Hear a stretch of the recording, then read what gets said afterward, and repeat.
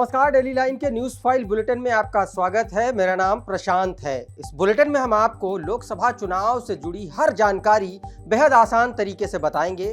साथ ही आपके क्षेत्र में किस चरण में किस तारीख को मतदान है ये भी बताएंगे और जानेंगे चुनाव से जुड़े कुछ अहम और रोचक तथ्यों के बारे में।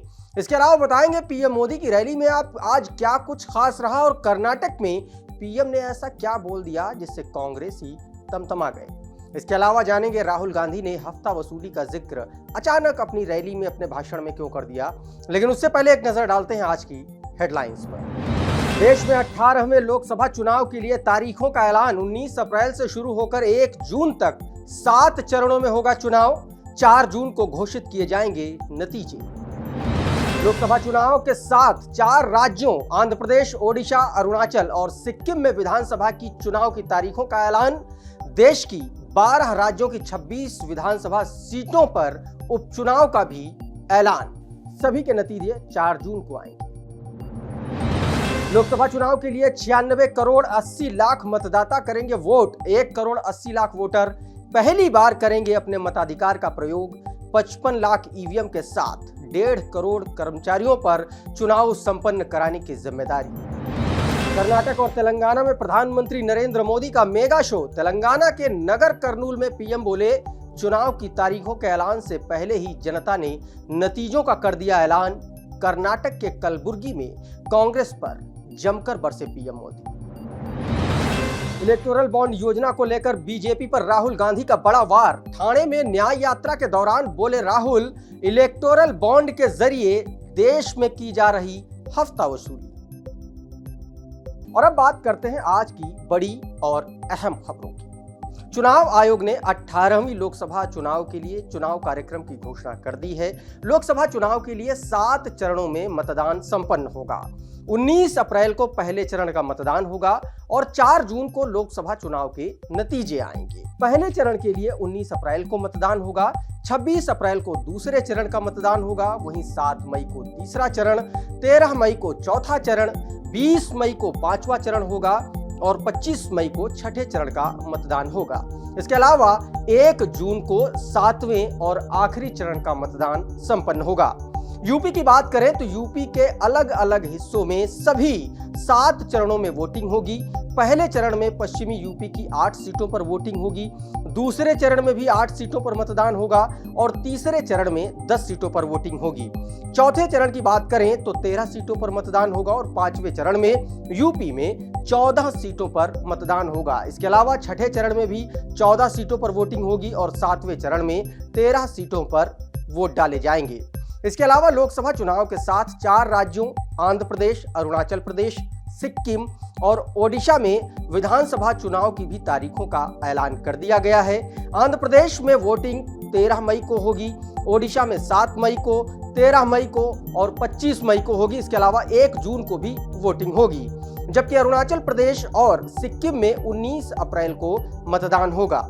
इसके अलावा 13 राज्यों की 26 विधानसभा सीटों पर भी उपचुनाव होना है। और अब बढ़ते हैं आज की अगली बड़ी खबर की। यह खबर भी यूपी में लोकसभा चुनाव के हिसाब से मतदान की तारीखों से जुड़ी हुई है। यूपी में 7 चरणों में वोट डाले जाएंगे। पहले चरण में 19 अप्रैल को पश्चिम यूपी की 8 सीटों पर मतदान होगा, जिसमें सहारनपुर, कैराना, मुजफ्फरनगर, बिजनौर, नगीना, मुरादाबाद, रामपुर और पीलीभीत सीटें शामिल हैं। इसके अलावा दूसरे चरण में 26 अप्रैल को 8 सीटों पर मतदान होगा, जिसमें अमरोहा, मेरठ, बागपत, गाजियाबाद, गौतम बुद्ध नगर, बुलंदशहर, अलीगढ़ और मथुरा लोकसभा सीटें शामिल हैं। बात अगर तीसरे चरण की करें तो वोटिंग 7 मई को होगी और तीसरे चरण में संभल, हाथरस, आगरा, फतेहपुर सीकरी, फिरोजाबाद, मैनपुरी, एटा, बदायूं और आंवला लोकसभा सीट पर वोट डाले जाएंगे।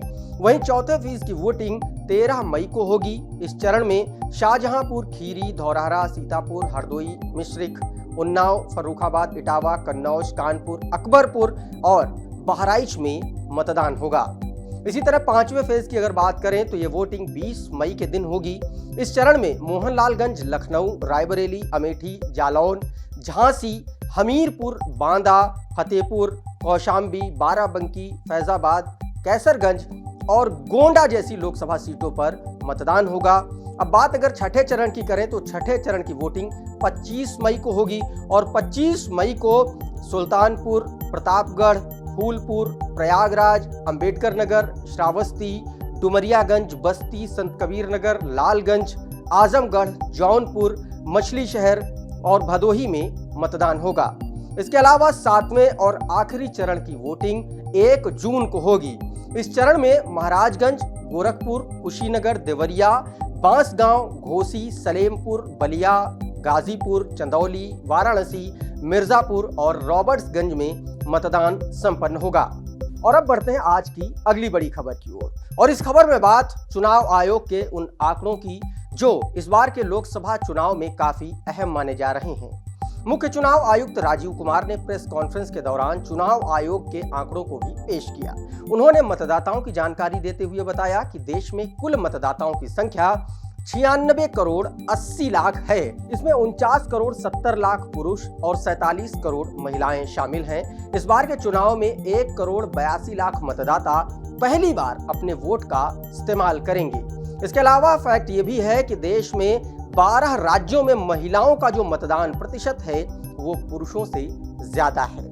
राजीव कुमार ने बताया कि चुनाव में 10.5 लाख पोलिंग स्टेशन बनाए गए हैं और वहीं 55 लाख ईवीएम का इस्तेमाल इस बार के लोकसभा चुनाव में किया जाएगा।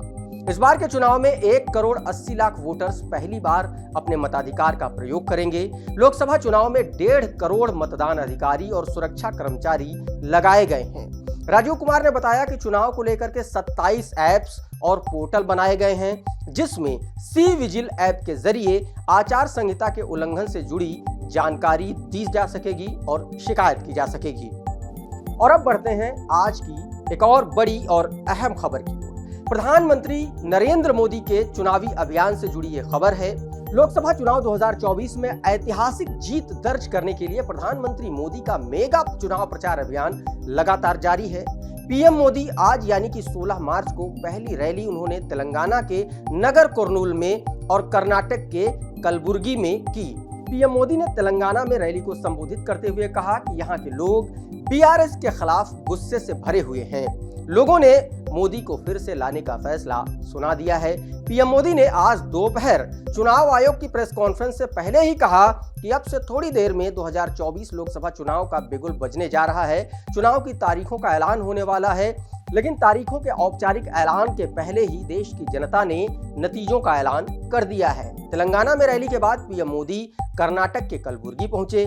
पीएम मोदी ने कहा कि कर्नाटक ने लोकसभा चुनाव में भाजपा को रिकॉर्ड सीटों पर जिताने का संकल्प ले लिया है। प्रधानमंत्री नरेंद्र मोदी ने सत्ताधारी कांग्रेस पर हमला बोलते हुए कहा कि कांग्रेस एक ऐसी पार्टी है जो चाहे जितनी भी बार कपड़े बदल ले, उसकी करतूतें नहीं बदलती और इसीलिए कर्नाटक में जनता जाग चुकी है और इतने कम समय में ही जनता का मोह भंग हो जाना ये दिखाता है कि लोगों को कांग्रेस की सच्चाई पता चल गई है। और अब बढ़ते हैं आज की एक और बड़ी खबर की ओर। यह खबर महाराष्ट्र से है। कांग्रेस नेता राहुल गांधी की भारत जोड़ो न्याय यात्रा आज यानी कि 16 मार्च को महाराष्ट्र के ठाणे पहुंची। यहां राहुल गांधी ने इलेक्टोरल बॉन्ड को लेकर इशारों में बीजेपी पर जोरदार हमला बोला।